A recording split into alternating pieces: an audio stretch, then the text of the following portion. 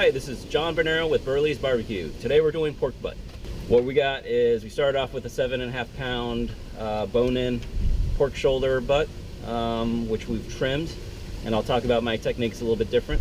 And then what we're doing is getting the fire started here. Got some charcoal and some applewood chips, getting the fire going.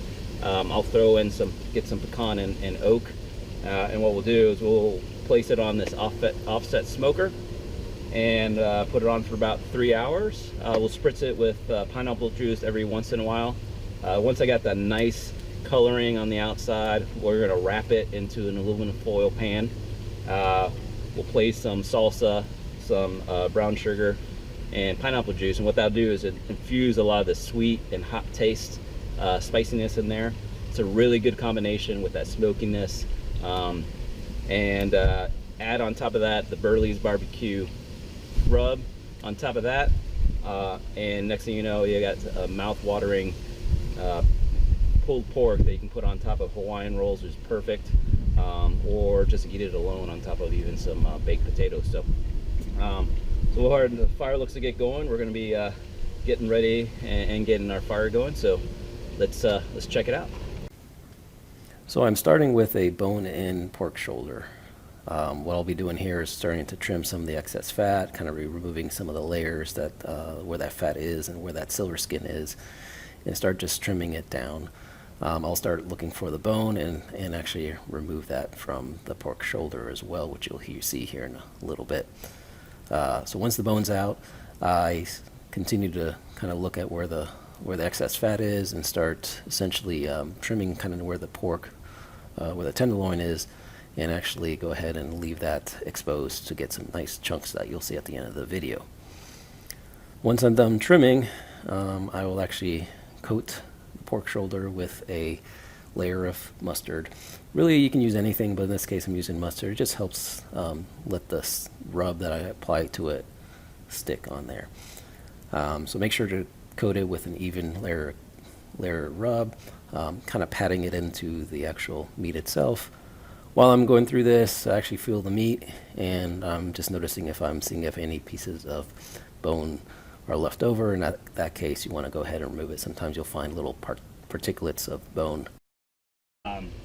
Really clean smoke coming off this smokestack. Really ready to go ahead and put the meat on. The meat was kind of sitting on our counter for this whole time, so it's kind of coming up to temperature. What we're gonna do is gonna unwrap it and place it on the smoker. The pit's right at 275, exactly where I want it. And let's go ahead and see how this looks. So then when we place them on the pit, we want to make sure that we fan out the meat, because what we want to do, since we did do all that trimming, we want to make sure that we get some good smoke penetration throughout. Everyone loves that little bit of smokiness, and the way that you make sure that you have at least a little bit of that on almost every bite is by trimming it the way I showed you. I'm also going to be placing the tenderloin probably farthest away from the smokestack. What we want to do there is make sure that keeps nice and tender. So here is that tenderloin that we trimmed out.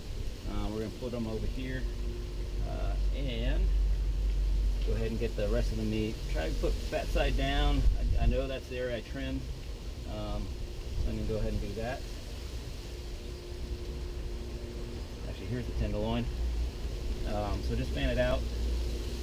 So the nice thing about making it like this is, rather than big one hunk of meat, you're going to have really good smoke penetration all throughout, and that's really what we're looking for.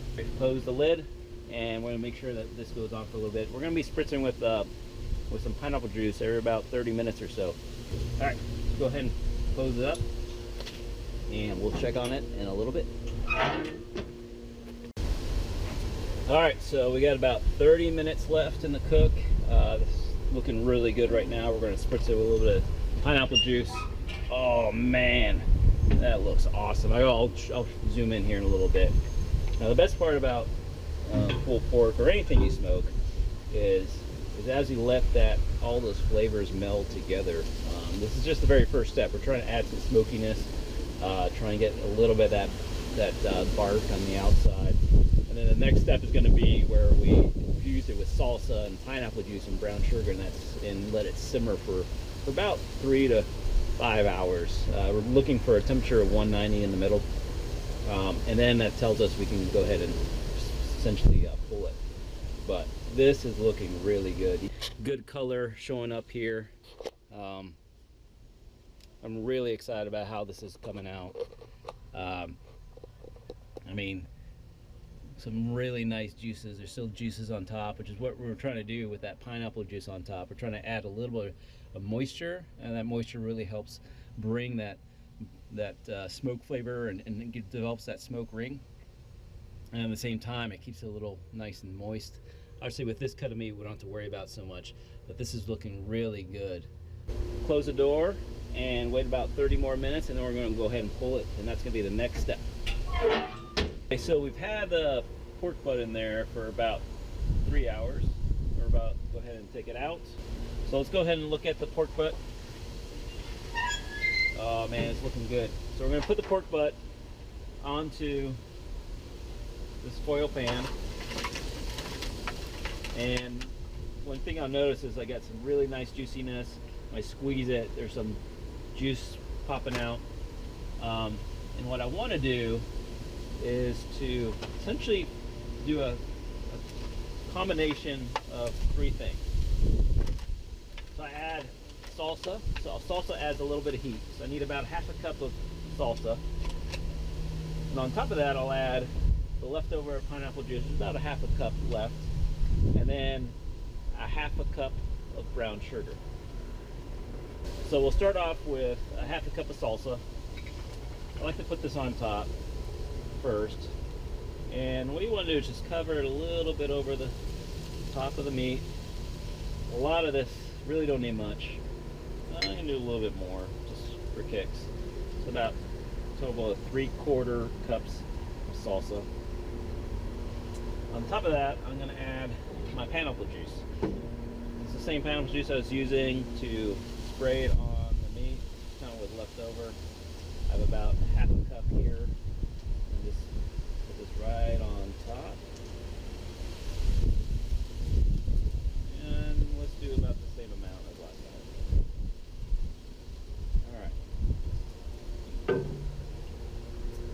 The next thing I'm going to do is brown sugar. The reason I put brown sugar at the end is I really like to see it flake on top. If I put it right up first, the salsa or the pineapple juice will actually just let it brush it off. So I like to just crumble it right around. What's kind of cool is you notice it starts melting right when it hits it. Because the meat's really hot, it's almost starting to melt right away. And so I just sprinkle it on top. This is I pre-measured a ½ a cup of brown sugar.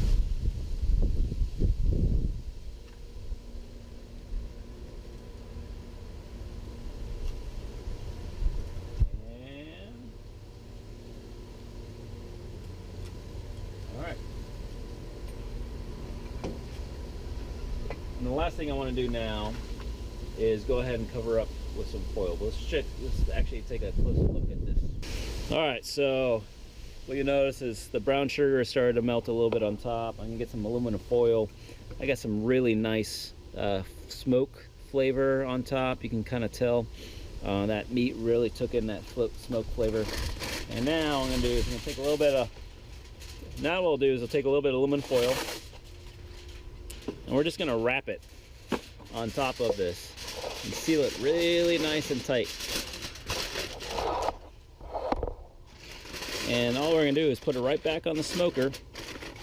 At this time, you can actually raise the temperature of the smoker if you want, because we really want these juices to really meld together. Really want that flavor to infuse. And at this point, we'll just go ahead and close the lid, fire up the smoker a little bit hotter, we'll throw a couple extra pieces of wood, and then we'll cook this till about 190. This meat hit about 190, 195 before I pulled it, and then we let it rest. You see lots of juice, you see a lot of that salsa rendered. And what we're going to do here is we're going to pull off what we think is the pork, the tenderloin, which were on the ends. And as you see, oh man, look at that. The nice thing about this, see, I just squeeze it and it comes right apart. See the nice redness? That's that smoke ring that's going to be all over that meat. You can see right here, little white meat, a little reddish. Oh, this is looking good. Since I let it cool down, it did two things. One, to let it rest, which is very important. The other two, it made it cooler, so now actually I can go ahead and shred this very easily by hand. I can just smell that salsa, that pineapple juice and brown sugar coming out, and then obviously the BerLee barbecue rub. The nice thing about pulled pork is if you make a little too much, you can easily go ahead and freeze it. It freezes quite well. I usually put a vacuum seal bag and all that. The other thing too, right now, normally I'd be looking for gristle, but since I've already taken out all the little pieces of bone, that particulate that I found, as well as any gristle, I really don't have to worry about that too much because I've taken all that silver skin. I've really made this part so much easier. All right, so we're gonna go ahead and cut our pork tenderloin. I like cut these little niblets. Look at that. Nice, yummy smoke flavor, actually almost all the way to the middle. A little bit of air that didn't hit. It sure looks good. I like making these into little chunks. Actually, the grain is going this way, so I cut across the grain.